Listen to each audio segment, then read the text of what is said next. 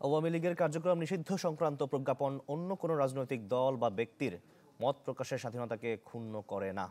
এক বিবৃতিতে প্রজ্ঞাপনটি স্পষ্ট করেছে সরকার। এতে বলা হয়, আওয়ামী লীগের কোনো কর্মকাণ্ড ও দলটি সম্পর্কে সরকারের নেয়া বিভিন্ন পদক্ষেপের যৌক্তিক, গঠনমূলক বা আইনানুগ বিশ্লেষণ বা মতামত প্রদান এই প্রজ্ঞাপনের মাধ্যমে গর্বিত হয়নি।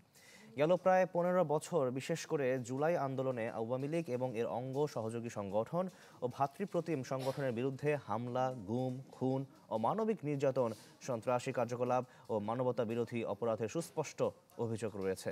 এসব অপরাধের অভিযোগে সংগঠনগুলোর নেতাকর্মীদের বিরুদ্ধে আন্তর্জাতিক অপরাধ ট্রাইব্যুনাল এবং দেশের ফৌজদারি আদালতে বহু সংখ্যক মামলা বিচারাধীন রয়েছে।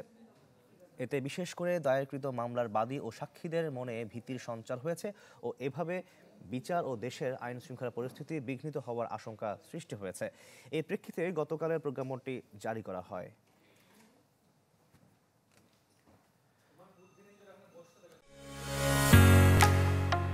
ঢালাইয়ের সেরা প্রিমিয়ার সিমেন্ট।